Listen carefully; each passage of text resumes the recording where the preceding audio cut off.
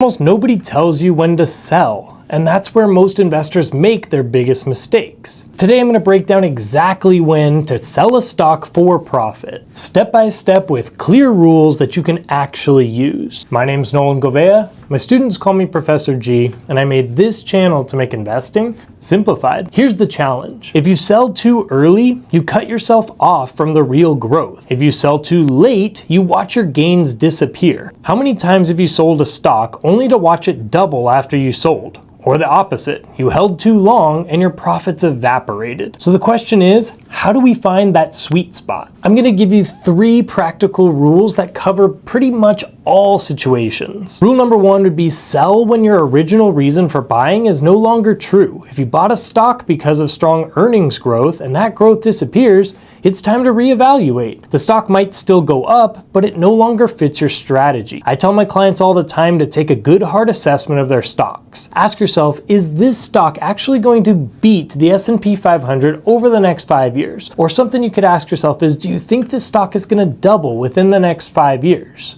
If not, why are you holding on to it? We know that statistically, over the last 100 years, the S&P 500 has gone up about 10% each and every year on average. So if you're not going to get at least that through this stock and holding it actually brings more risk to your portfolio, there's really no reason why we can't just rip the band-aid off, cut it, and get back to actual solid long-term investing with great ETFs. Rule number 2 would be use price targets and trailing stops. Before you even buy, set a target. If this stock goes up 30%, I'll take some profit. But don't guess. Use fundamentals like earnings growth or valuation multiples. And to protect gains, many investors use a trailing stop. For example, selling if the stock drops 20% from its peak. That way you let your winners run, but lock in profits if momentum reverses. Rule number 3, rebalance when your portfolio gets unbalanced. This is a very tough one. I meet with a lot of clients and I'm seeing, especially these days,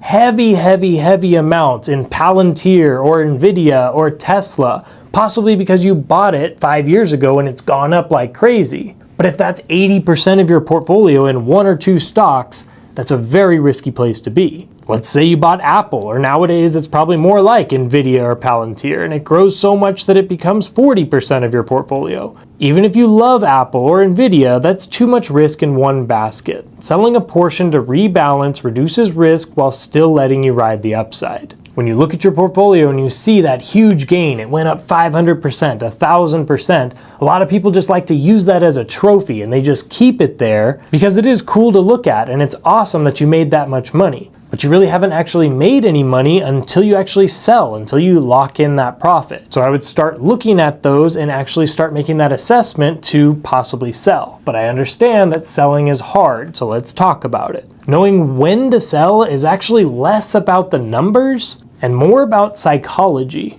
Think about it. Wall Street runs on 2 emotions, fear and greed, and those emotions can trick even the smartest investors into making the wrong decision. Fear makes us sell too early. You buy a stock at $50, it jumps to $60, and suddenly you think, what if it drops back down? I better lock in gains. But by selling too soon, you miss the real growth. This is why so many people kick themselves when they sell, only to watch that stock actually grow by double after they've sold. But then greed makes us hold for too long. On the flip side, you're up 80%, but you think, why sell now? It could go higher. Suddenly, the stock drops 40% and you're right back to where you started, or worse. This tug of war between fear and greed is what makes us have the most mistakes. So how do we fight back? Super important, but equally as important, is the sponsor of today's video, Outskill. This weekend, you can join the 2-day AI Mastermind Workshop by Outskill, the world's first AI-focused education platform. Now, this training normally costs $895, but I've partnered with Outskill to give away 1,000 free seats exclusively for my viewers,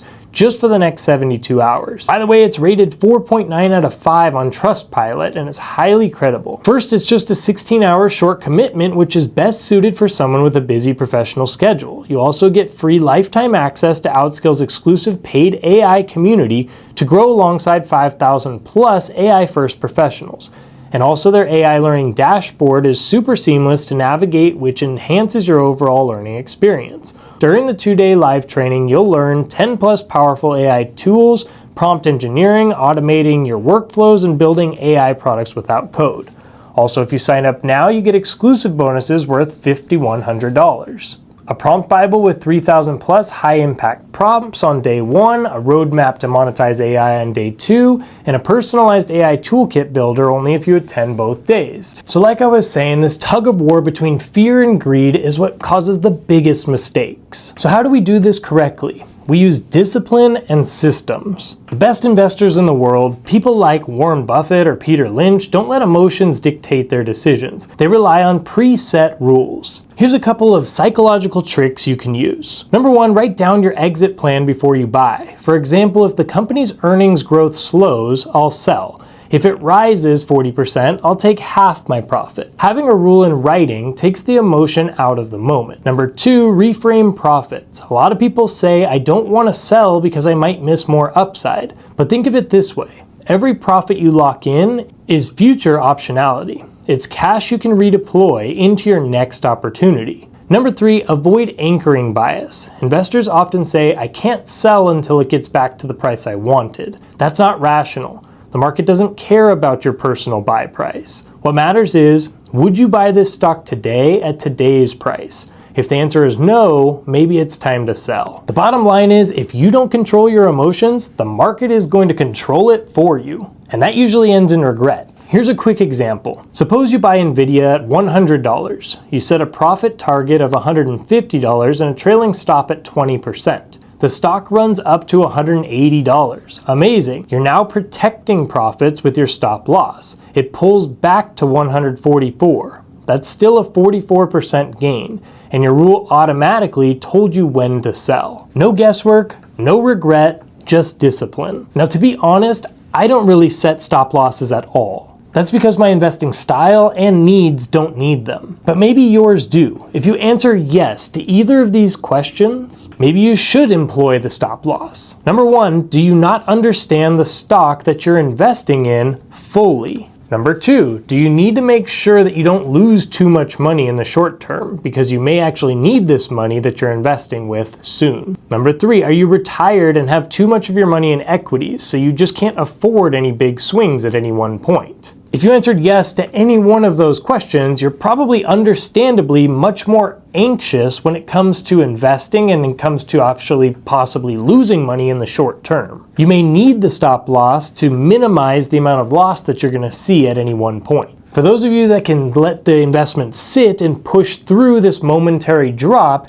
it may actually be better for you. From the example from before, Nvidia was bought at $100, then it went up to $180, then dropped to $144. Let's just say it dropped again to $120. But all this was because of some bad news out of a different country, and then a week or two later, all that news was negated, and the company actually shot right back up and over $200 now. Well, if you have the stop loss on, you're automatically sold out of the stock. So you may actually lose out on the long-term gains this way. The stop loss keeps you from going too far down, but it also kicks you out of a certain stock maybe before you're ready to be out of it. Maybe you could have held if it was up to you. This actually happened in April of 2025 this year. Many people that I know had to sell out of a lot of their stock when it dipped super hard, but then within a couple months, it not only recovered, but soared to all-time new highs in almost everything. So a lot of people missed out on a lot of gains. You need to understand why you're investing, what your investment horizon is, what exactly it is that you're investing into, and all of that will set you up for success. To sum it up, you should sell a stock for profit when your original reason for buying is gone, your price target or trailing stop is hit, your portfolio is out of balance. But also, selling may not be your best option, and you'll only know that if you understand all the things that I was talking about from before and basically understand what is your why in this investing. This is my goal on this channel, to help you figure that out for yourself so that you can be very successful. Selling doesn't have to be emotional, it should be systematic. Now, to continue your financial education and keep going strong towards becoming the best investor possible, watch either of these videos and remember to keep investing simplified.